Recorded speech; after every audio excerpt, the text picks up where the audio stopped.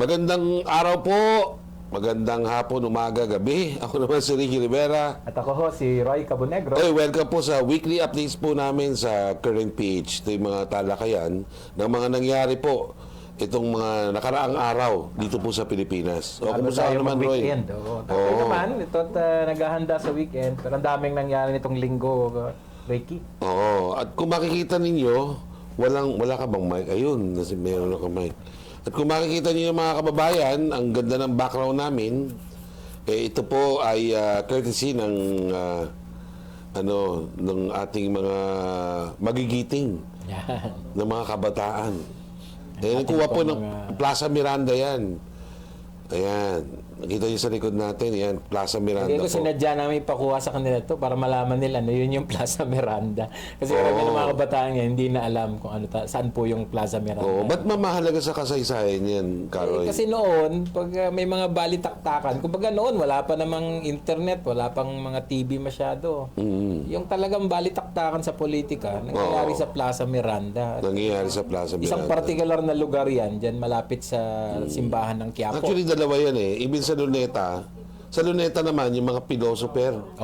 Yung mga pilosopo Tasyo. Nagagather doon. Hanggang ngayon nata meron pa din. Pero meron pa rin ba? dun sa mga naglalaro ng chess. Kasabay ng chess. Meron pa So, din. may ganun ho yan. Sana, sa totoo lang ako, I hope, for every province, for every city, meron tayong ganyan. Palagay ko meron naman. Kasi ako naalala ko nun sa Iligan City kung saan ako pinanganak. May ganyan sa plaza. May ganyan sa inyo? Oo, may tradisyon na ganyan sa mga plaza normally. May mga area talaga kung saan nagbabalitaktakan. Bakit mahalaga yan, Karoy? Mahalaga yun kasi doon open yung space for discussion. Kahit sino ka, kahit anong Hindi, katayuan. ba't kailangan na makipagbalitaktakan tayo? Siyempre may iba-iba kasi tayong pananaw. So pag hindi mo kumbaga sa kutsilyo, pag hindi mo hinasa, hindi mo siya, kailangan ikis-kis mo para mahasa. So kailangan para malaman mo yung totoo. Yan. Kailangan pag-usapan at pag-usapan. Pang-iwas budol po yan, mga kababayan. Pang-iwas budol. Para hindi ko kayo naloloko. Tama. Kasi kapag halimbawa kasi ngayon wala nang nagki-question eh. Tama. Nag-allege Face value na lang. So ganito, nag-allege ng ganyan. Ngayon, pinapaniwalaan kagad natin without even questioning. That's right. So, yan po sana manumbalik sa mga Pilipino yung debate, yung discussion. Napakalago kasi yan sa nation building na ika nga. Dahil ang bawat bansa, hindi ka naman nagiging bansa kung wala kang istorya. That's right. O yung naratiba. Di ba? So ito po yung mga naratibang nangyari. Una-una pong naratiba, tumaas daw ang satisfaction rating ng ating Pangulong Ferdinand Bongbong Marcos itong June. June. Ay, hindi natin alam. Hindi ko alam. Ano ba yan? Prior or before? Sang-ayon persona? dito sa isang... Hindi, ito daw June eh. Ito sang-ayon sa... Saan ba yun? Sino ba yan? SWS. SWS. Okay. Credible naman Social ata Weather pala. Station.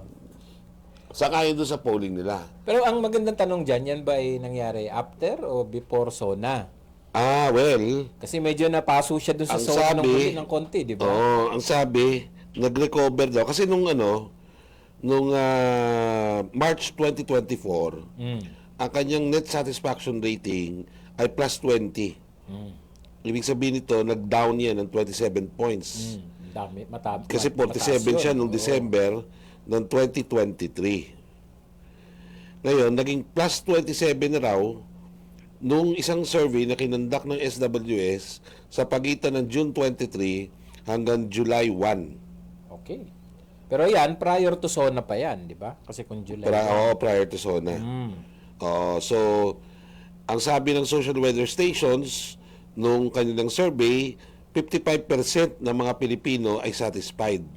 15% ang undecided at 28% ang dissatisfied sa performance po ng ating Pangulo. I wonder kung ano ngayon. Kasi after niyang magsabi ng 5,500 ano tawag dito? Flood control projects. Oo. Tapos biglang boom, binahatay lahat. Okay. Paano kayang epekto yan sa kanyang Well, sasabihin lang naman niya yan, simple lang. Oh. Kailan ba nagsimula yan? Yeah. Di ba? Actually, maganda. Sino ba mas matagal? Maganda yung Tatlong taon sinisi niya kanya. Si Duterte, 6 na taon. doon ba sa 6 na taon na ilatag ng maibuti yan? Di, kung naman yan, binawi naman nila, sabi nila, nilalatag nila uli yung mga 60 to 80% ng mga flood control projects sa Metro Manila halimbawa, inaayos na nila. Inayos. Oo, tapos may pagkilala na yung mga lumang sistema natin ng sa anti-flooding projects, yan yung naging problema. Pero syempre sinisi rin niya ang climate change at yung basura. So, pero I wonder kung binili kaya ng mga Pilipino yan, lalo na yung mga nakatira sa mga metropolitan area, kung yung mga dahilan na yun, yung poor drainage, yung ating basura, yung ating climate change, binili kaya ng mga tao, no? Kasi ngayon hindi natin mag-gauge kung ano tingin ng mga tao. But just the same, I suppose, Ricky, totoo naman, no, yung mga issue na yan, mga long-term issue yan na hindi yan. Hindi, aminin na natin na yan, tama yung lumabas lumabas nung kahapon, na wala talaga, meron daw o hindi, na hindi natin malaman kung totoo o hindi, na merong national or parang comprehensive anti-flood control program ang gobyerno. So, kung meron man, hindi natin alam kung napapatupad na maigi. Ngayon, ipagpalagay mo na regularity, no? Presumption of regularity. Na meron at pinatutupad. Oo. Pinatutupad ba ito sang-ayon doon sa specifications na itinakda ng batas o merong mga alam mo na. Para sa daan, di ba? May inspection daan, dapat ganito, pero 80% lang or 70% lang nung yung oval sa Visayas na nagka-problema yung mga record ng palarong pambansa kasi kulang pala. Kulang. So nahuli yung corruption doon. Palasak na palasak ko kasi yan eh. Wala akong nagtatanong kasi. 'Di ba? Wala na nagtatanong. Dapat maging ano tayo. Maging belante tayo sa mga ipis. Ipis. Ano yun? Hindi. May Sumisira doon sa mga mga proyekto ng gobyerno. 'Di ba? Yan, isa pa no. Itong oil spill na naganap dito sa Batan at sa bahagi ng Zambales ba? Double whammy pa, dalawa Double pa whammy, sila. dalawa. Magkasunod, no? Opo, dapat araw ito, lang kapitan. hindi lang kids club ang, kasi parang apparently, mga nangyari na yan even before Pero walang naparusahan. Well, kasi nga, nangyayari dyan, may settlement naman. So, di ba, may pondo naman yan. So, maaari talagang ma-free ang liability ng mga ilang companies pag pumayag yung mga naapektuhan for settlement. Na madalas ginagawa, no? Ginagawa. Yung bang kalikasan doon na nasira at namatay, pumayag ba sila na makapag-settle? Ayun problema. Sila, walang settle doon. Patay sila lahat. Diba? Sila. Yung mga corals doon na nasira. Yung recovery period dyan. Yung mga isda na namatay doon. Kasi ang isang cycle halimbawa. Wala ba tayong doon? Meron ba sa batas niya na pwede i-compensate ang provincial government? For the loss ng kanilang mga natural resource. Well, ang nangyayari yung loss of yung livelihood.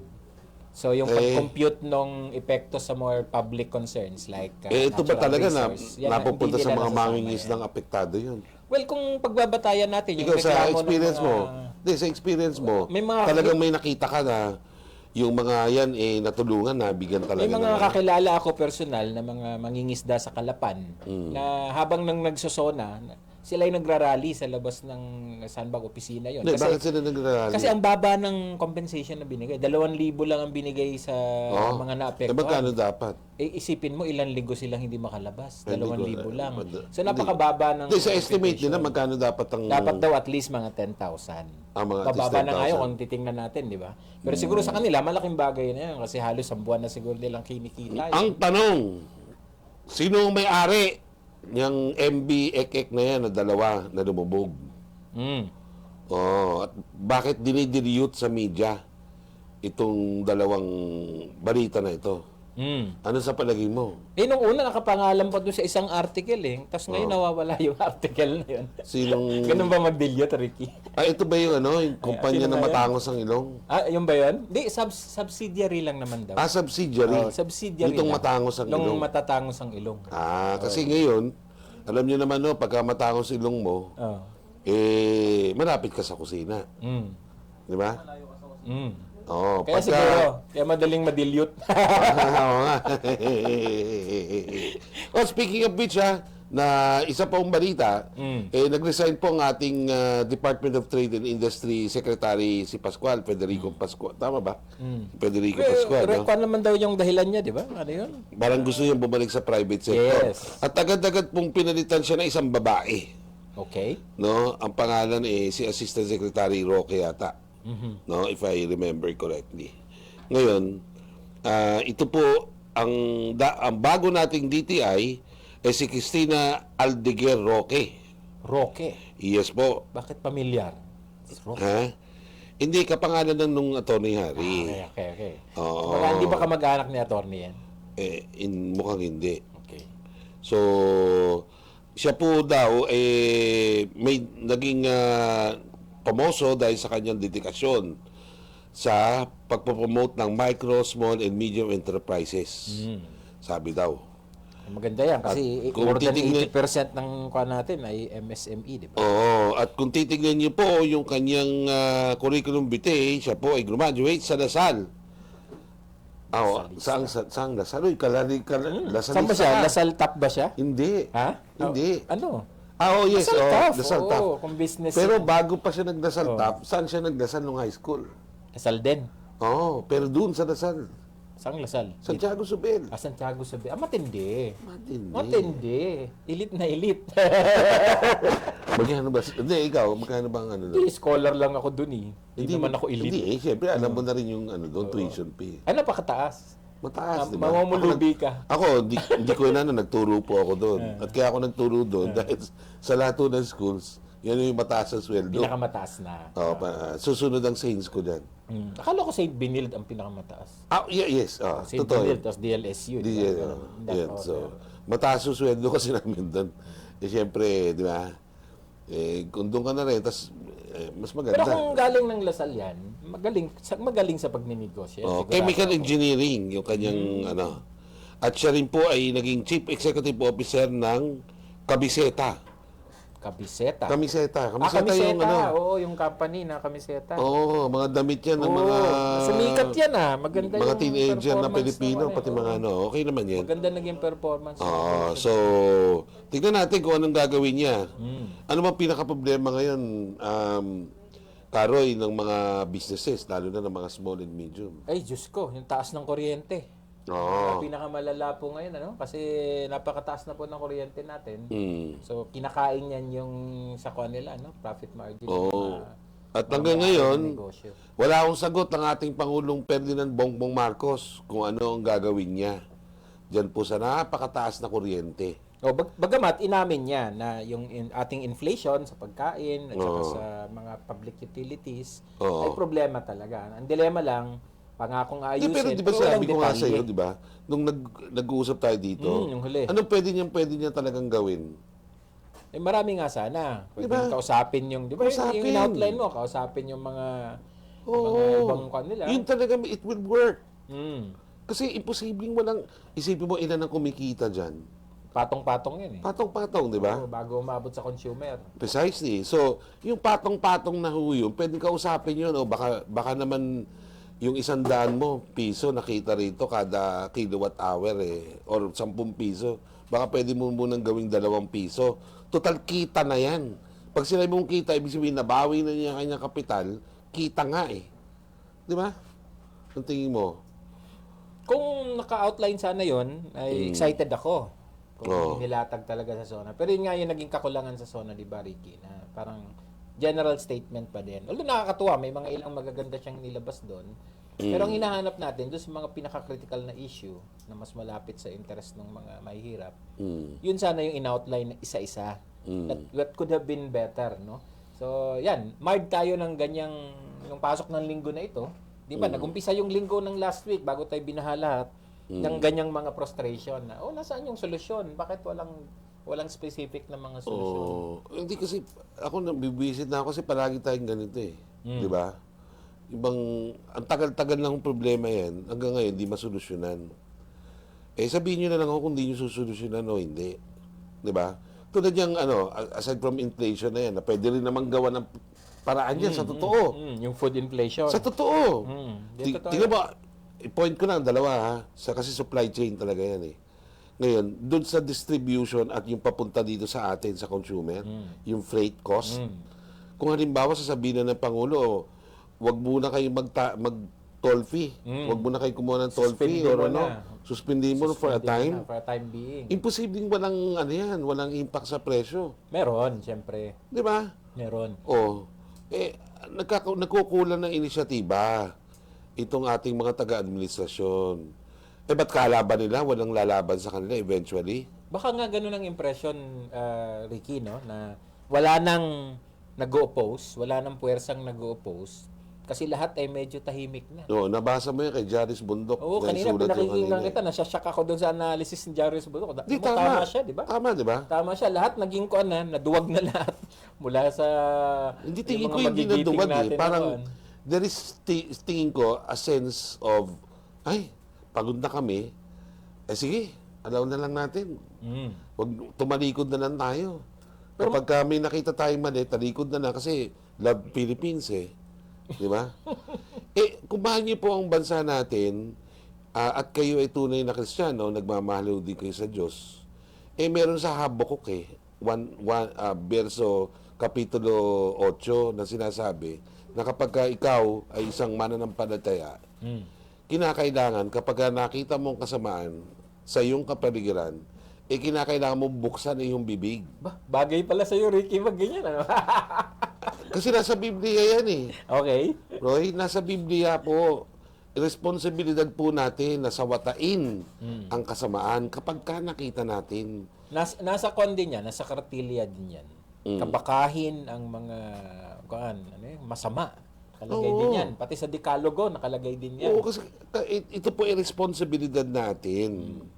At pag nakita na natin tayo kinakawawa, siguro, baka kasi ang maging general impression is, hayaan na lang natin para sa katahimikan ng lipunan. Hindi, may bago atang term ngayon. Oo. Para sa unity. O para sa pagkakaisa. Sa pagkakaisa ng bansa. Oo, pero kung nagkakaisa, hindi ko nga ma-picture kasi yung pagkakaisa eh. Hindi, yung pagkakaisa daw ay ang definition daw nun, yung kanilang keyword, yung elite. Di ba? oo. Dinefine nila. Ano ba yung pagkakaisang Di ba ganda, nagkakaisa tayo towards sa progreso. Pero kung may mga naiiwan, at marami dito ang naiiwan, maiiwan nga talaga. Kasi kahit yung elite nila, tinanong namin, ano yung bang e-environment yan? Bawa sa amin kasi syempre, interest namin. Ang sagot, hindi daw. Paano yan? Naiwan na naman. So sa inyong framework ay nawawala. Pero alam mo yun, yung nagsabi niyan sa atin, Ricky, sa isa sa mga di-agenda natin. Pagkatapos ng forum, nag-usap kami nag-text kami. Tapos, inamin naman nila na, kulang kami sa mga ganitong pananaw, sa mga naiwan ng mga issue tulad ng environment. Pwede bang mag-advise kayo? Di syempre, pumayag agad kami.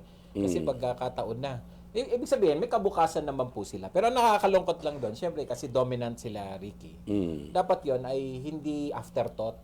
Dapat yon sa simula pa lang ng kanilang framework, sa kanilang programa, ay nandoon na. So, ito na naman tayo. Hinahabol natin yung mga mahalaga. Nilalagay siya sa dulo. Nakakatuwang meron, nalilinsi pero tayo bakit huli lagi? nalilinsi. Ang tunay yung talagang ngayon, issue, hindi lang sa mahihirap, kundi even sa middle class. Ito talagang sobrang taas ng mga presyo ng mga bilihin. Lahat Sa kasi totoo tayo lang. naapektuhan mula sa negosyante hanggang sa consumer. Gawan nyo ng paraan yan. Yan, Ngayon, ito si Aldeguer, hindi ko alam kung anong mindset niyan. Kinakailangan, kahit na galing ka sa mayamang uri, Secretary Aldeguer Roque, tignan mo, paano ka magiging kasangkapan para bumaba itong presyo ng mga bilihin at bumaba yung inflation. Kasi kung hindi nyo gagawin yan, pagdating ng September, mayayari na talaga tayo lahat-lahat nito. Dahil maglalabas na naman ang US ng Fed cuts. Pag yan natuloy, sabi ko sa inyo, that will usher yung tinatawag na mas malalang economic sa sa buong world trading Siyempre, system. naapektuhan tayo. Correct, Kasi oo. nakabatay Hindi din hanggang na ngayon, tayo. hindi tayo handa. Samantalang China, Ano mo ba, naghanda na sila. Ang Amerika, meron na rin mga contingency. Yung ibang iba, Singapore, may mga balita na naghanda sila dyan. Tayo, handa ba tayo by next year? Ang nakikita lang natin, paghahanda sa eleksyon, malalaho yan. Sa ibang mga balita pa rin, si Senador Bato de la Rosa ay willing daw makapag-interview dun sa International Criminal Court investigators. Matatandaan nyo, may mga balita na narito na yung mga yan at nagbigay na raw ng blue notice sa ating Department of Justice. Ano yung blue notice na ito? Ito'y para magbigyan sila ng karapatan na maka-enter dito at makapasok at hulihin yung mga dapat hulihin. Ngayon, sang-ayon kay Senador Antonio Trillanes, aside from Senador Bato, meron ng mga dating opisyalis daw ng Philippine National Police ang sangkot na raw ho dito sa listahan. Kabilang dyan yung si dating PNP Chief Albayalde. At yung iba, ay nakalimutan ko na yung pangalan. Pero mga 5 sila.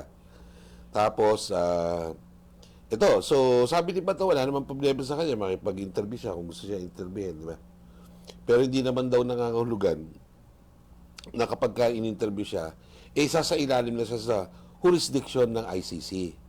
Mr. Senator, baka pwede niyong itanong sa inyong Chief of Staff kung siya po ay abogado, kung tama ho yung inyong gagawin. Kasi, baka ma-technical kayo, sir. Ayun na yung akin. Ayokong sabihin sa inyo kung anong gusto, kailangan niyong gawin, pero para sa akin, dapat, huwag niyong gawin. Kung ako lang, ako kaibigan ko yan. So, better na silent na lang. Pag yun sabihin, makipag-interview kayo, dahil the minute na kayo po ay ma-interview, kayo po ay technically nasa jurisdiction na nila. Pero kayo, baka may differing legal interpretation yung inyong legal. At, ayun. At may mga bali-balita rin na itong August-September, baka magkaroon ng hulihan. So, hindi natin alam. So, bahala na si Batman dyan. Okay. Isa pong balita rin, kaugnay pa rin yan, si Senator Trillanes po nagsampa po ng kaso.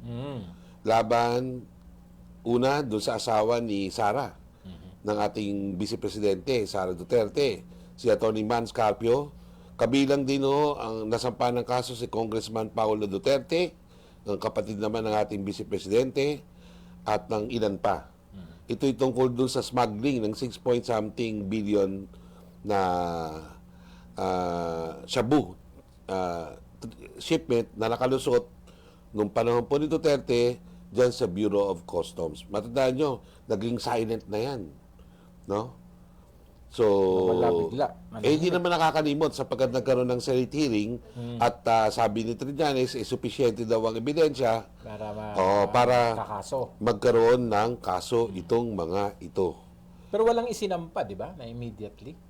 Mukhang itong sa kanya ngayon, yung kanyang. Ito na yun. Siya na mismo ang nag-initiate. So apparently,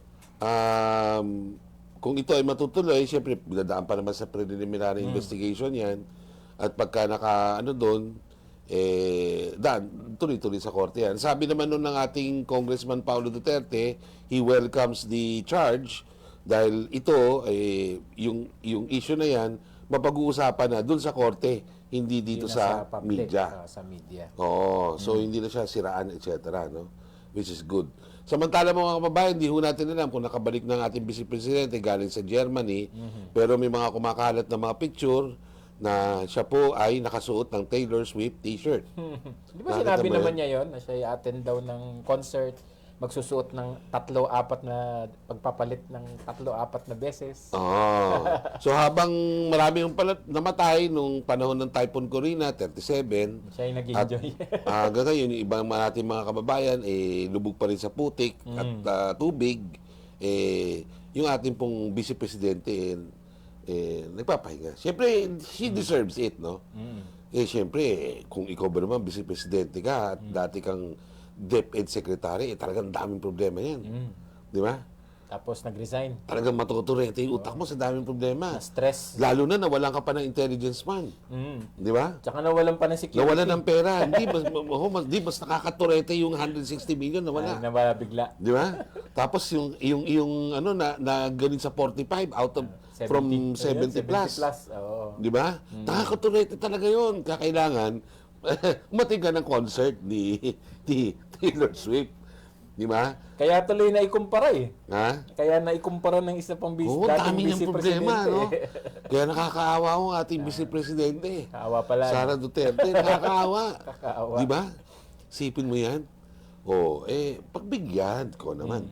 Masyado ka naman killjoy, Sige Roy. na nga, sige na. Lahat naman pwede magpahinga. Oo, Wala ikaw, namang problema. concert lang naman yan. Alimin lang naman si Taylor Buti Swift. nga siya, Kano ba ticket niyan? Ay naku, hindi ko ma-imagine. Pambayad kuryente na ba yan? Ano man paman po, pagbalik niya, maganda kung tutulong na siya doon sa mga pagbalik ibang niya, ginagawa fresh na natin. fresh siya. Fresh na fresh. Di ba? Pero anong gagawin niya? Ano ba ginagawa ng Vice Ewan Presidente? ko. Hindi, may sariling programa yan. Okay. At sangayon sa House, balita ko, ay humingi sila ng taas o dagdag budget na 20% higher than the usual. So, yun po yung ng Kongreso, sabi ng Kongreso, humingi ng dagdag budget. Pero may bawas ata sa mga critical na ahensya. Ilang percent pa yung binawas nila sa DA? Hindi, sa pati yung DNR, DPWH, di ba during the DPWH? hearing, sinabi ni Secretary ng DPWH Secretary Manny Bonoan na kaya po nagka-leche-leche rin itong mga anti-flood mitigation programs. Kasi kulang kanilang location. Saan kinuha yung walang pondo? Saan, wala mo, natatanda mo? Hindi ko natandaan. Dredging. Oh my God. Kaya naman pala. Di ba?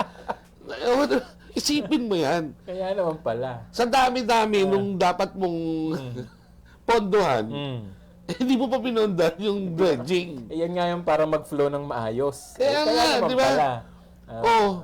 Hindi ka ngayon magtataka kung bakit naipon Hindi yung sa mga napunta tubig. yung pera pang dredging.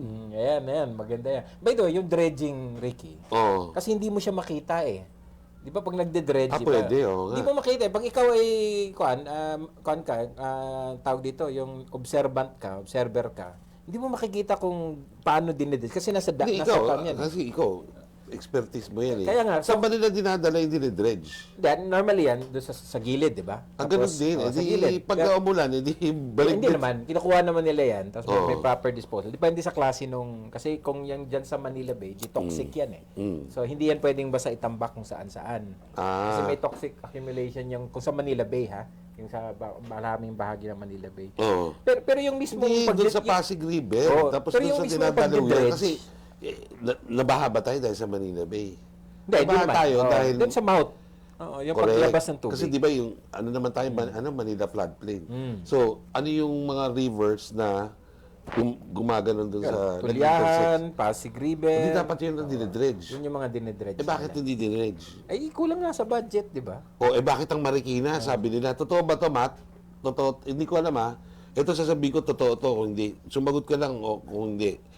Si Marcy daw, si Marikina Mayor Marcy, nag-dredge. Okay. Nung Marikina River. Kaya, hindi masyadong Totoo, hindi. Totoo.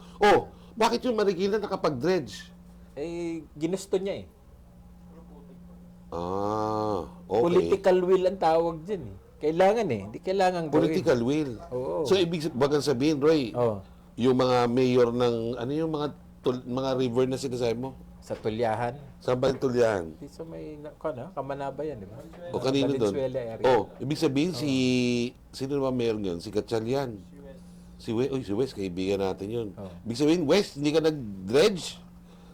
Ngayon sir, mas Hindi, yung totoo, nag-wedge, hindi. hindi kasi mas tumaas yung mga dating hindi na Kita mo, West, tumaas. ikaw talaga, sabi ni Robby ko.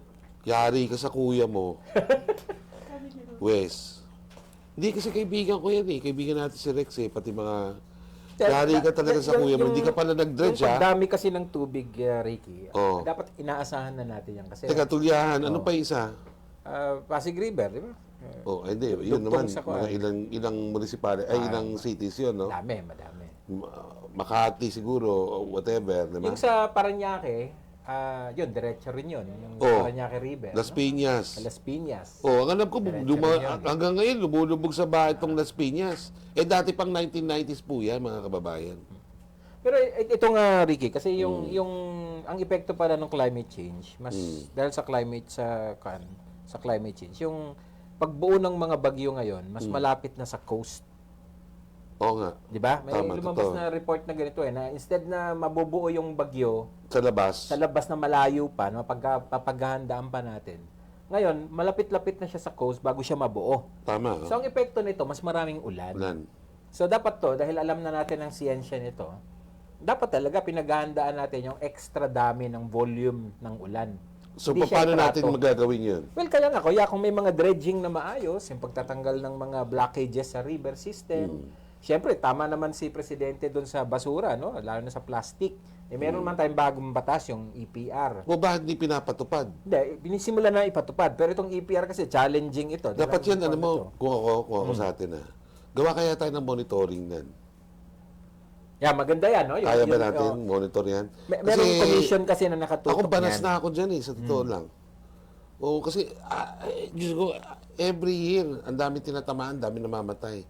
Di ba? There was a time, Every year, there was a time, ang Ricky. daming houses na winawasak. There was a time, mga kanina bang administration yung kay Pinoy ata, na talagang sineryoso nila yung pag-file ng mga kaso sa Okay. LGU. Di ba? Kaliwat O kanan ano yung nangyari? kaso. May nakulong ba? Wala, pero maraming tuminong mga LGU pagdating sa pag-aayos ng kanilang solid waste. Saan na nung panahon ni Duterte na naman? Ay, Hindi. doon nawala. Nawala. Nawala. Na halos, tapos ngayon, itong panahon ni Bongit! Marcos, O, tingnan natin. Pangulong Ferdinand Bongbong Marcos. Imbis na magbaril-baril ka dyan bukas, panoorin mo Sabado kami. na naman. Tapos tignan mo kung pwede na sino bang government agency ang dapat magmo-monitor niyan. May commission tayo on solid waste na Tama. nasa Very good. nasa ilalim ng ang secretary ata ay na EMB ng DNR Tama. at it's a full commission na sila nagpapatupad ng eco waste law tsaka yung expanded producer Sila ba ay fully responsibility. funded? That's a good question kasi syempre ang limitation sa lalo na sa EPR siguro kasi ang minomonitor mo yung private sector at bagong batas yun.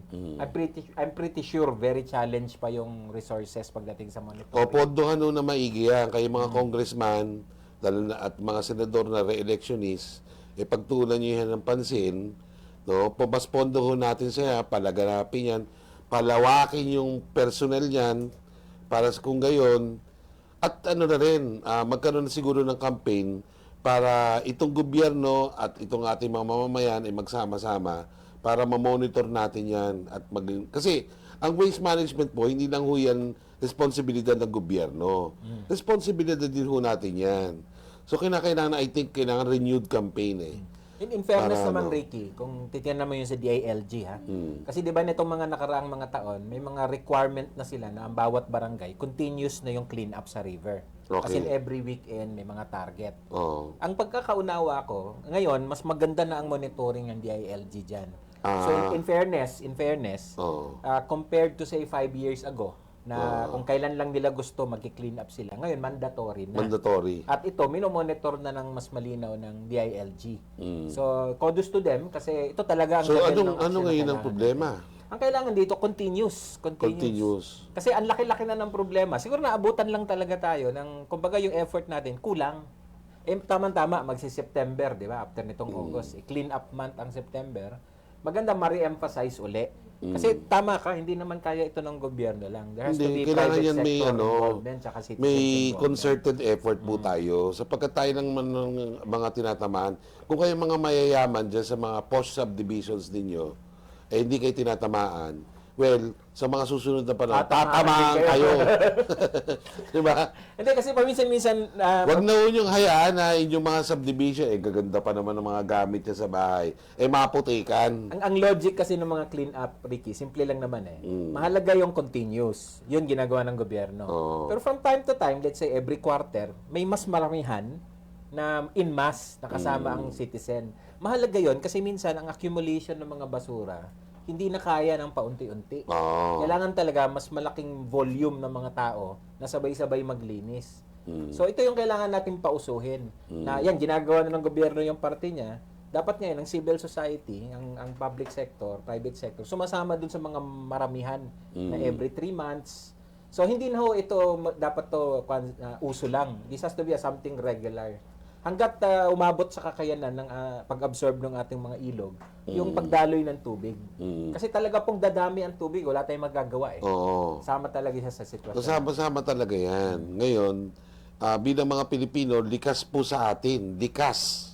Ano ba ibig sabihin ng likas? Likas, natural. Natural, Mula likas. sa kaloob-looban. Likas sa atin ang magkaroon ng mahigpit na ugnayan sa ating kapaligiran. Kaya nga natin tinawag yung mga komunidad natin batay sa ating relasyon sa ating ekosistema eh. Kaya nga Tagalog, di ho ba? Taga-ilog. So talagang malapit sa atin. Natural sa atin yan. Yun. With that, maraming salamat po at hintayin niyo po sa susunod na linggo, kada Friday, yung aming live broadcast hingin sa mga nagbabagang mga issue at mga balita na nangyari po sa bansang Pilipinas. Mabuhay po ang sambayan ng Pilipino.